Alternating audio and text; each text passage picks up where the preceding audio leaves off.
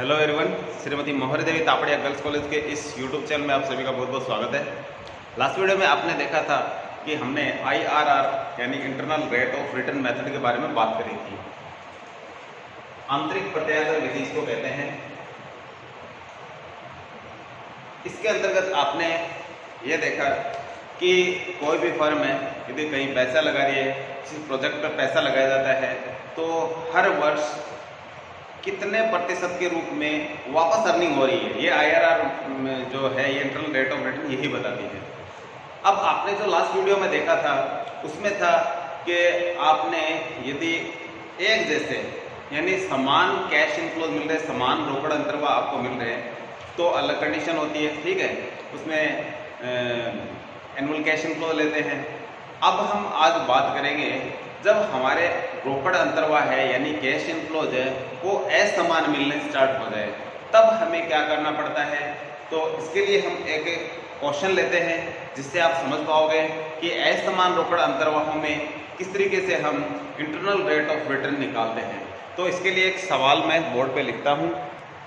तो हमने एक क्वेश्चन लिया है जिसमें आप देखेंगे कि इन्वेस्टमेंट किया गया है 11,000 का और ईयर दे रखे 1 2 3 4 कैश इनफ्लोज है 4 साल मिलते हैं।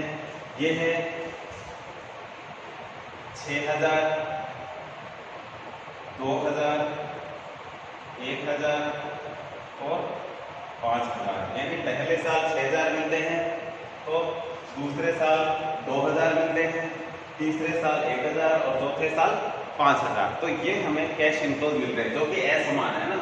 आप देख सकते हो कि पहले साल कितना मिलता है, फिर अगले साल कम होता है, फिर कम होता है, फिर ज्यादा होता है। इस तरीके से ये असमान रोकड़ अंतर्वाह इनको बोलते हैं। आप यहाँ देख रहे हो डिस्काउंट फैक्टर दिया हुआ है 10%, 12% और 15%। क्वेश्चन में दिया है साथ में ईयर दे रखा है 1 2 3 4 4 ईयर का। तो 10% का पहले साल का 909, दूसरे साल का 826 और 751 और 683, ये सबके आगे पॉइंट लगा हुआ है। तो ये पॉइंट 909 और पॉइंट 826 और 751 और इस तरीके से जा रहे हैं। इसी प्रकार से 12% की वैल्यू दे रखी है 897, 893, 793 और 712 और 636। इस तरीके से 10, 12 और 15% की हमें वैल्यू दे रखी है। अब हमें देखना है कि हमारी जो वैल्यू है वो कौन से के साथ एडजस्ट होती है। तो इसके लिए सबसे पहले हमें क्या करना होता है, हमें इस सवाल को करने के लिए हमें इंटरनल रेट ऑफ रिटर्न निकालने के लिए क्या करना पड़ेगा। हमें सबसे पहले इसकी हमने स्टेप जो पहली स्टेप थी इसके बारे में चर्चा करी थी। Number 1 PV factor.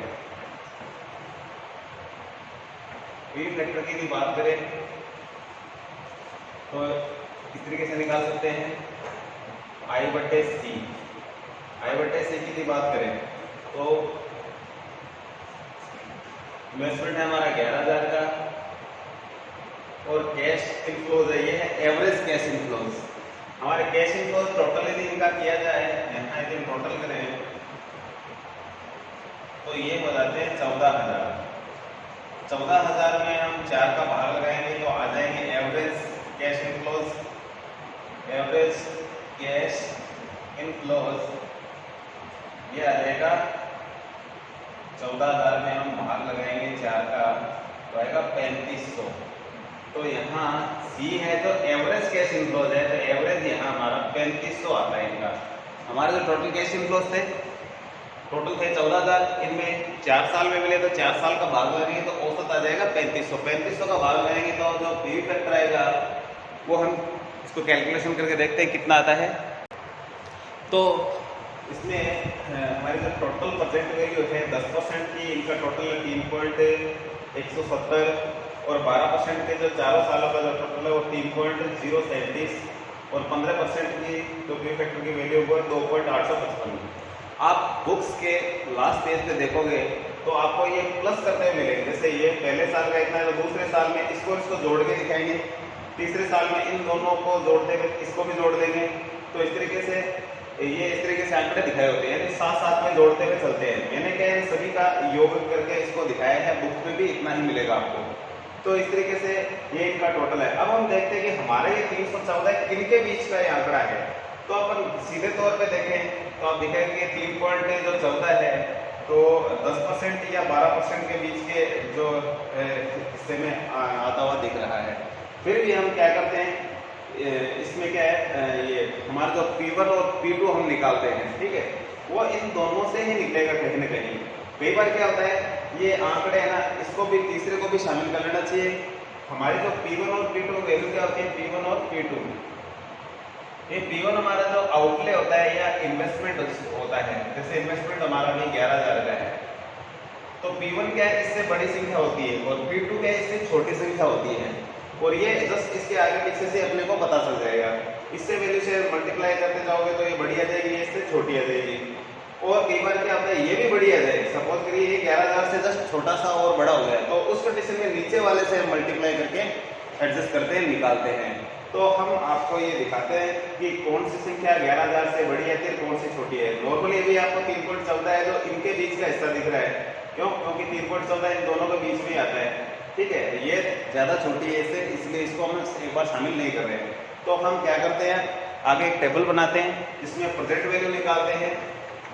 तो सबसे पहला हमारा जो काम था नंबर ये था 1 नंबर पे कि हमें ये जो फॉर्मूला है, हमने I/C यानी हमारा जो P फैक्टर निकालना, ये है PV फैक्टर। PV फैक्टर के लिए निकालते हैं, P फैक्टर से देखते हैं कि ये किसके बीच का था, तो हमें पता चल जाता है कि हमारी जो प्रेजेंट वैल्यू है 10 और 12% के बीच में होने वाली है। तो इन्हीं आंकड़ों से हम प्रेजेंट वैल्यू निकालेंगे। तो सबसे पहले हम लिख लेते हैं कैश इनफ्लोज, फिर लिखेंगे PV फैक्टर,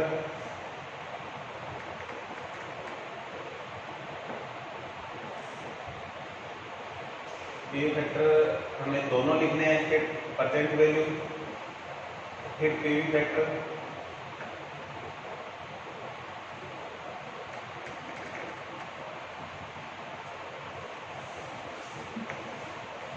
थोड़ा सा इस साइड में लिखेंगे हम। पहले लिख लेते हैं ईयर 1 2 3 4, उसके बाद में PV फैक्टर 10%। पहले यहाँ कैश इनफ्लोज ही लिख लेते हैं, क्योंकि स्टार्टिंग में बार बार नहीं लिखना पड़ेगा।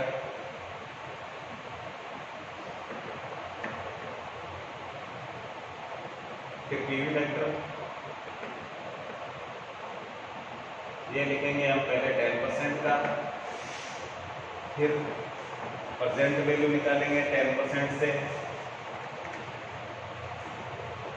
फिर हम लिखेंगे आगे PV फैक्टर 12%, ये 12% के आंकड़े लिखेंगे। उसके बाद में हम लिखेंगे प्रेजेंट वैल्यू जो 12% से आएगी। तो इस तरीके से हमारा जो टेबल का काम है ये कंप्लीट होता है। इस तरीके से इस टेबल को कंप्लीट करते हैं। पहले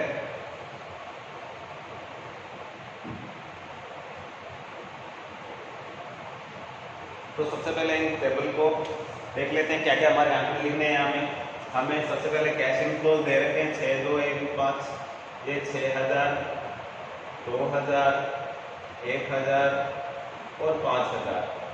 इसके बाद में 10% की वैल्यू 0.909, 826 और पॉइंट लगाने चल गया आगे 751, 683। तो ये थी 12% की वैल्यू। और मल्टीप्लाई करके देखेंगे, पहले इसकी वैल्यू और लिख लेते हैं 12% की। तो 12% की है 0.893, फिर 0.797, फिर 0.712 और फिर 0.636। अब हमें क्या करना है, हमें प्रेजेंट वैल्यू निकालनी है 12% से इन कैश इनफ्लोज की और 10% से और 12% दोनों से इनकी निकाल के प्रेजेंट वैल्यू फिर कर देंगे हम टोटल। तो देखिए सबसे पहले इसको कैलकुलेशन कर लेते हैं कि कितना आता है इसका जो वैल्यू है।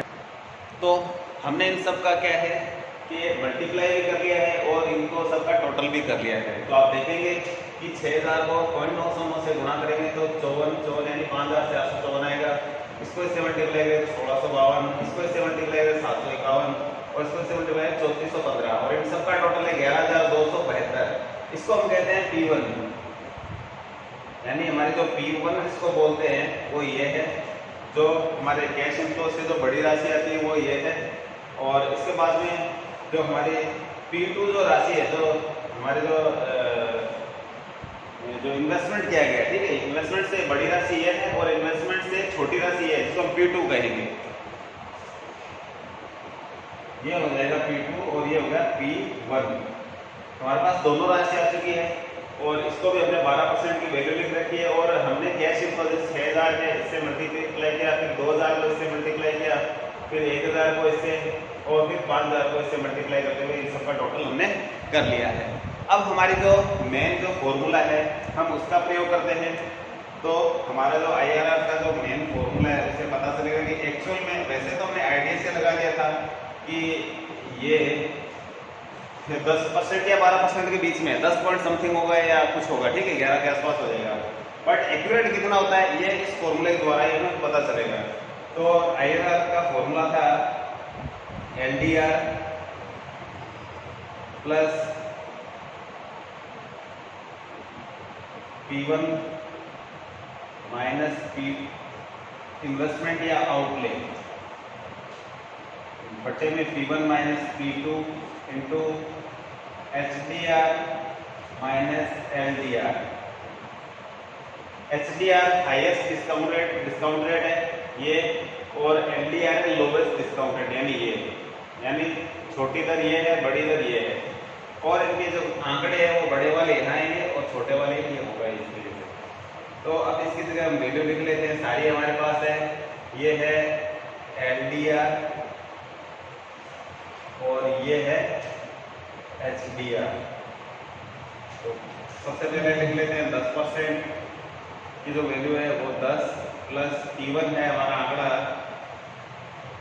वो है 11,272 माइनस इन्वेस्टमेंट हमने किया था 11,000 का, घटा देते हैं इसमें से, बट्टे में क्या है P1 माइनस P2, यानी 11,272 में से हम घटाते हैं 10,844, इंटू में करना है HDR हाईएस्ट डिस्काउंट रेट 12 थी और माइनस आ जाएगा ये 10 लोवेस्ट डिस्काउंट रेट। तो इस तरीके से अब इसको थोड़ा और आगे बढ़ाते हैं। तो 10 इसमें से इसको घटाएंगे तो आएगा ऊपर 272 इंटू 2, ये इसमें से 2 में से इसको घटाएंगे तो 2 आ जाएगा। और यहाँ हम घटा के देखते हैं कि 12 में से 4 घटाएंगे तो ये आ जाएगा 8, और यहाँ 6 में से 4 घटाएंगे तो आ जाएगा 2, और यहाँ 12 में से 8 घटाएंगे तो आ जाएगा 4। इस तरीके से यहाँ आएगा 428 नीचे। और हम इसको कैलकुलेशन इसकी पूरी कंप्लीट करते हैं, थोड़ा और आगे बढ़ाते हैं इसको। तो मैं कैलकुलेटर के द्वारा इसको मैं कैलकुलेशन करता हूँ इसकी। तो हमने इसका कैलकुलेशन कर लिया है, तो इसको इससे मल्टीप्लाई करेंगे पहले 2 को, तो ये आ जाएगा 544, नीचे 428 है, ठीक है, 428 हमें आगे ले लिया इसको, 10 प्लस 544 बट्टे में हो जाएगा 428, तो भाग लगाएंगे तो आएगा 1.27 आएगा ये। तो 10 में हम जोड़ेंगे 1.27 तो 11.27 आ जाएगा। तो इस तरीके से हमारी जो internal rate of return accurate कितनी है इसका पता इसमें हमें इस तरीके से चला, इस फॉर्मूले के द्वारा, कि हमारी जो एक्चुअल रेट जो हमें वास्तव में हर साल कितना मिल रहा है वो है 11.27%। ऐसे हम आइडिया के द्वारा हमने लगाया था कि ये 10% से 12% के बीच में मिल रहा है, तो आइडियल नहीं होता है। जब मैंने बताया कि आपको जब मामला 100-200 की बात हो तो इसमें आइडियल चल जाता है, लेकिन जब मामला करोड़ों का हो तो उस कंडीशन में ये बहुत बड़ी राशि हो जाती है, इसलिए एक्यूरेट ही निकालना पड़ता है। तो आज के लिए इतना ही, मिलते हैं नेक्स्ट वीडियो में नेक्स्ट टाइम, तब तक के लिए धन्यवाद। तो अपने चैनल को लाइक कीजिए, वीडियो को लाइक कीजिए, शेयर कीजिए।